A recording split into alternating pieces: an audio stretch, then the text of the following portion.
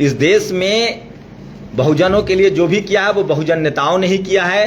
तो विचारधारा वाले लोगों को चुनिए। मैं खेत खरीदूंगा तो खेत का तो अनाज मैं ही खाऊंगा ना, गाय पालूंगा तो दूध मैं ही पीऊंगा। जाति उसी ने बनाई थी जो जाति में सबसे ऊपर वाली बिल्डिंग पर बैठा हुआ है, जो जाति का मजा ले रहा है। हम लोग तो जाति के पीड़ित थे, लेकिन हुआ क्या कि हम लोगों ने पिछले 75 साल में बाबा साहब ने संविधान के साथ जाति खत्म कर दी थी और उन्होंने जातियों को समूह में बदल दिया था। हमें पहले 4 वर्ण था, जो कुव्यवस्था है। लोग बोलते हैं वर्ण व्यवस्था है, वो वर्ण कुव्यवस्था था। जाति व्यवस्था नहीं है, जाति कुव्यवस्था है। तो 4 वर्ण था। हम लोग किस वर्ण में है किसी से छुपा नहीं था। बाबा साहब ने उसको कहा कि हम इसको भाई खत्म करते हैं, और उन्होंने हमारा नाम दिया SC ST OBC। यही नाम है ना। SC में हजारों जातियां हैं, ST में भी हजारों जातियां हैं, OBC में सबसे ज्यादा जाति है, 4000 के आसपास।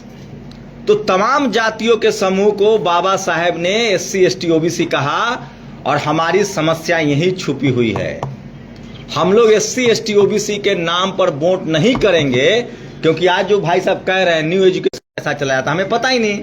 इसकी वजह है शिक्षा अशिक्षा। लेकिन बाबा साहब ने हम सब निकम्मे भी हो जाएं, कुछ न करें, खाली बाबा साहब का लिखा हुआ संवैधानिक अधिकार बचा लें, तो हमारी नस्लों को भी कुछ नहीं करना पड़ेगा। हम इस देश में स्वाभिमान से जी सकते हैं। बस जो उन्होंने कर दिया उतना बचा ले। पूछिए कैसे?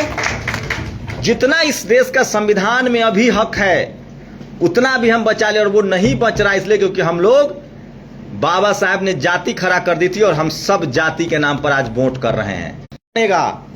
OBC का पहला DM बना जब मंडल कमीशन लागू हुआ।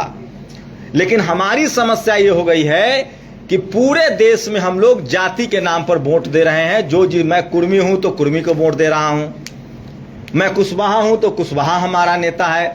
और ये समस्या पिछड़े समाज में और दलित समाज में, SC ST OBC में है।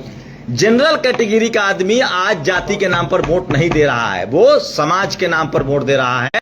और शेड्यूल कास्ट के कम्युनिटी का हम नाम नहीं ले सकते, इसलिए मैं बार बार OBC पर फोकस कर रहा हूं। यादव, कुर्मी, कोयरी, इससे नहीं चलेगा। इसलिए सबसे बुरी हालत है, और तमाम SC ST OBC को जाति छोड़कर वर्ग बनना पड़ेगा। SC ST OBC के नाम पर वोट करना पड़ेगा।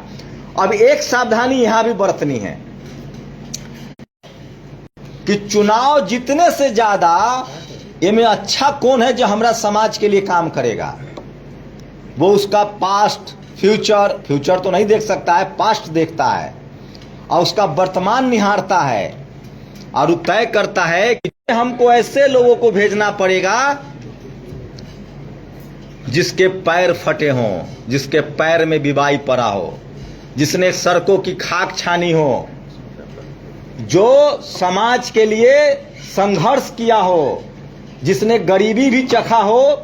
अमीरी से दिक्कत नहीं है, रामविलास जी अमीर हो गए, हमको कोई दिक्कत नहीं पैदा होना है, हमें उनकी अमीरी से दिक्कत नहीं है।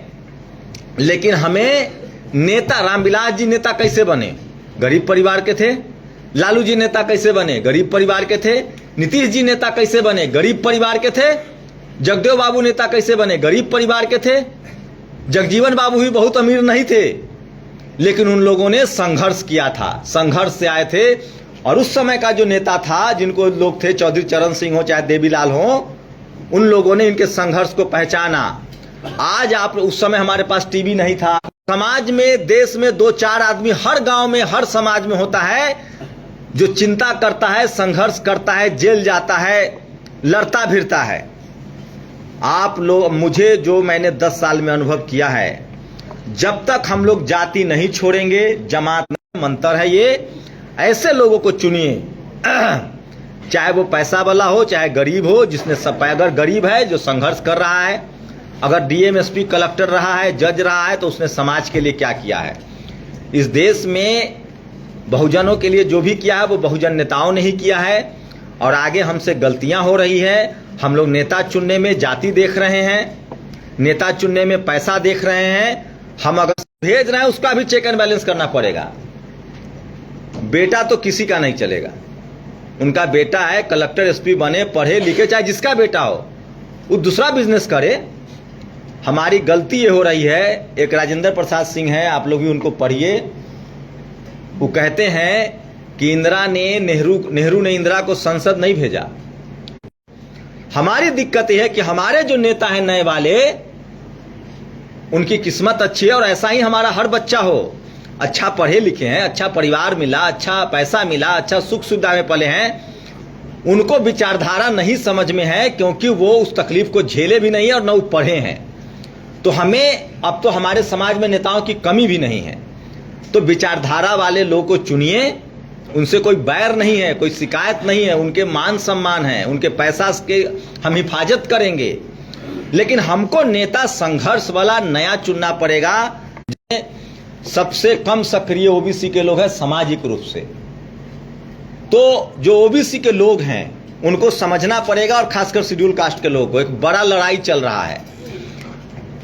ओबीसी के लोग बैर तोड़ ले पर, ऊख तोड़ लेवे पर, समझ रहे हैं ना सभी भाषा गन्ना वाला, जिसको बैर, ऊख, बकरी, गाय, गोबर के चक्कर में SC/ST एक्ट झेल रहे हैं और लड़ाई कर रहे हैं। यहां तक कि जाट, गुर्जर, पटेल, मराठा, आज जब इनकर भी बच्चा JNU में जाता है तो वहां भी इनका अंगूठा कट। गांव में जातिवाद कर रहा है क्योंकि जाति बनाई ही इतनी महीन गई है कि सबके नीचा कोई ना कोई है और सबके दिमाग में भर दिया गया है जाति का अहंकार। तो जाति के अहंकार से निकलिए। हम तो कुछ नहीं पढ़ते हैं, हम बाबा साहब को। बिल्ली न चूहा की रक्षा करेगी न दही की रक्षा करेगी। जातिवाद और मनुवाद से ऊपर उठिए और अपने पराये की पहचान कीजिए। इस देश में आज तक का इतिहास है कि जातिवादियों ने पीड़ित शोषित का भला नहीं किया है, चाहे कोनो आइडियोलॉजी का आदमी हो।